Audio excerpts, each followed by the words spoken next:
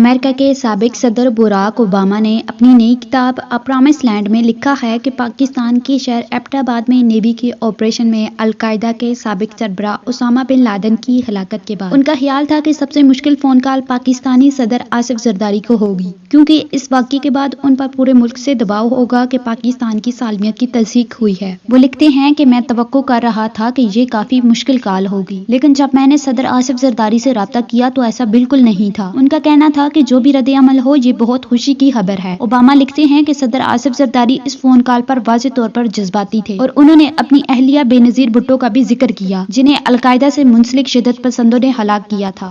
تورا بورا سے فرار اور تقریباً 10 سال بعد ایبٹ آباد میں امریکی اسپیشل فورسز کے ہاتھوں ہلاکت کے درمیانی عرصے میں القاعدہ کے سابق سربراہ اسامہ بن لادن کہاں تھے اور ان پر کیا گزری؟ اس سوال کے جواب میں کیا سرائیاں بہت ہوئی ہیں اور افواہیں بھی بہت گردش کرتی رہی ہیں، لیکن اب ایک نئی کتاب میں القاعدہ کے رہنما نے ان 10 برسوں کی کہانی تفصیل سے بیان کی ہے۔ دی ایگزائل نامی کتاب میں نہ صرف یہ بتایا گیا کہ دنیا کا مطلوب ترین مجرم کہلانے والا شخص کس طرح دنیا سے چھپا رہا، بلکہ یہ بھی کہ اس کے خاندان اور تنظیم پر اس کا کیا اثر پڑا۔ اس کتاب کے مصنفین کیتھرین اسکاٹ کلارک اور ایڈریئن لیوی ہیں۔ ان دونوں کا تحقیقاتی صحافت میں ایک بڑا نام ہے۔ اس کتاب میں بھی اس تحقیقاتی ٹیم نے بہت تفصیل سے معلومات جمع کی ہیں، جن میں خاص اہمیت اس کہانی کے کئی اہم کرداروں سے ان کے انٹرویوز ہیں۔ اہم کرداروں کی گواہی اس کتاب کی خاص بات ہے اور اس میں نہ صرف اسامہ کی کئی بیویوں اور بچوں کے بیانات شامل ہیں، بلکہ القاعدہ سے منسلک افراد اور دیگر انٹیلیجنس اہلکاروں کے بیانات شامل ہیں۔ غالباً یہ پہلی مرتبہ ہے کہ اسامہ بن لادن کے خاندان نے اس پر کھل کر بات کی۔ اسامہ بن لادن کی بیوی خیریہ اور ان کے بہت سے بچے سن 2010 تک ایران میں رہے۔ ان کا مقام کبھی مہمان کا ہوتا، کبھی پناہ گزین کا تو کبھی قیدی کا۔ ایران نے 2003 میں ایک بیک چینل کے ذریعے امریکہ کو اسامہ کے خاندان کو اس کے حوالے کرنے کی پیشکش کی تھی، لیکن امریکہ نے اس میں کوئی دلچسپی نہیں دکھائی اور اس پیشکش کو رد کر دیا۔ اس وقت امریکہ کی پوری توجہ عراق پر حملے کی تیاریوں پر مرکوز تھی اور وہ عراق کا القاعدہ سے تعلق دکھانا چاہتا تھا۔ اسامہ کے 2 بچے ایران کی تحویل سے فرار ہونے میں کامیاب ہوئے۔ 2008 میں ان کا بیٹا سعد احاطے کی دیوار پھیلان کر بھاگ گیا اور 2010 میں اسامہ کی 18 سالہ بیٹی ایمان تہران کے ایک ڈپارٹمنٹل سٹور سے فرار ہو گئی۔ ایمان نے دکان سے ایک گڑیا کو لے کر اپنی گود میں بچے کی طرح پکڑا، سر پر کپڑا اوڑھا اور سٹور سے نکل کر اس نے سعودی عرب میں اپنے بڑے بھائی کو فون کیا، جس نے اسے سعودی سفارت خانے جانے کی ہدایت کی اور کہا کہ وہ ان سے فوراً رابطہ کرے گا۔ ایمان بن لادن 5 ماہ تک سفارت خانے میں رہیں اور بالآخر وہ اپنے بھائی عمر اور بھابھی زینہ کی کوششوں کے نتیجے میں نکل سکی۔ ان کی ماں نجوہ نے، جو اسامہ کی پہلی بیوی تھی اور جو 11 ستمبر کے حملوں سے 2 دن پہلے افغانستان سے چلی گئی تھی، انہیں 9 سال کے عرصے کے بعد دیکھا۔ القاعدہ کی مرکزی شورا نے 11 ستمبر طیارہ منصوبے کو منظور کرنے سے انکار کر دیا تھا اور شورا کے کئی ارکان نے اس کے خلاف آواز اٹھائی تھی، لیکن اس کی حمایت اور منصوبہ بندی ایک ایسا شخص کر رہا تھا جو القاعدہ کا رکن نہیں تھا۔ اسامہ بن لادن بھی کچھ دن کراچی میں رہے اور ایک چھاپے میں گرفتاری سے بال بچے تھے۔ اسامہ بن لادن کی بیویوں کو ان کی بیوی خیریہ پر شک تھا کہ ان کے ایبٹ آباد آنے سے حکام کو اسامہ کا اتا پتہ معلوم ہوا ہوگا۔ خیریہ کی اکلوتی اولاد حمزہ بن لادن اب اسامہ کے جہادی وارث سمجھے جا رہے ہیں اور شاید ان کے واحد بیٹے ہیں جو اس راہ پر گامزن ہیں۔ جب 2 مئی 2011 کو امریکی خصوصی افواج کے ایک دستے نے صوبہ خیبر پختونخوا کے شہر ایبٹ آباد میں دنیا کے سب سے مطلوب شخص اسامہ بن لادن، ان کے قریبی ساتھی ابو احمد الکویتی اور دیگر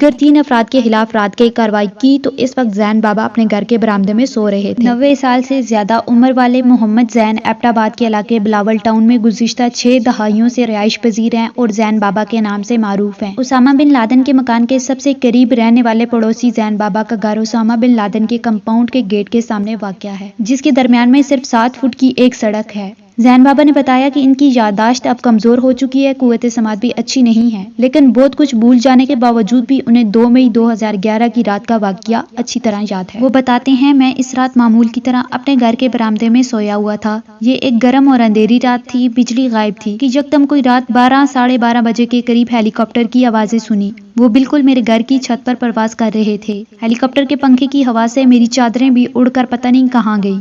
انہوں نے کہا کہ یہ کوئی 3 ہیلی کاپٹر تھے، جن میں ایک ڈبل پروں والا تھا جبکہ باقی 2 دوسرے تھے۔ اس دوران پرواز کرتے ہوئے ایک کوٹھی کی چھت پر رکا تھا جس میں سے وہاں فوجی اترے، دوسرا ان کھیتوں میں جہاں میں نے آلو کاشت کر رکھے تھے وہاں پر کچھ فوجی اترے، اور تیسرا ہیلی کاپٹر میرے گھر کے قریب خالی پلاٹ پر رکا۔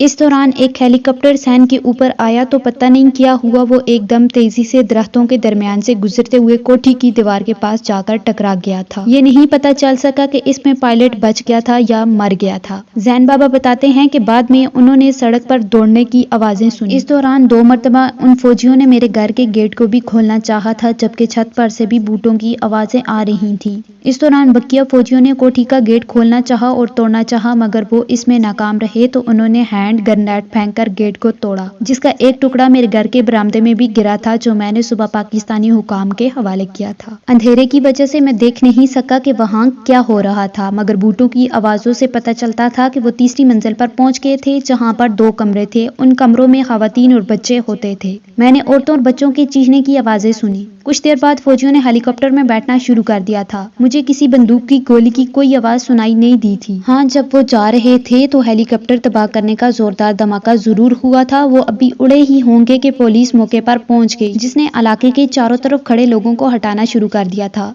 इसके बाद फौज भी पहुंच गई, जिसने लाशों को निकाला, औरतों और बच्चों को गाड़ियों में बिठाया और फिर वहां चौकियां कायम करके 1 साल तक मौजूद रहे। जैन बाबा बड़े खान और छोटे खान को याद करके कहते हैं कि इस घर में कोई 8 बच्चे, दोनों की बीवियां और एक बहन थी। बच्चों को कभी भी बाहर निकलते नहीं देखा। हैरत होती थी कि ये कैसे बच्चे हैं जो खुद भी बाहर निकलने और खेलने कूदने की जिद नहीं करते थे। घर से कभी भी किसी किस्म के शोर शराबे की आवाजें नहीं सुनी थी। उनका कहना था कि छोटा खान और बड़ा खान बाहर आते जाते थे और इनके पास एक जीप और पुरानी सी कार थी। वो दोनों लोगों से मेल मिलाप भी करते थे, मगर एक हद तक। वो कभी किसी के घर नहीं गए और ना ही किसी को इनके घर में जाते देखा था।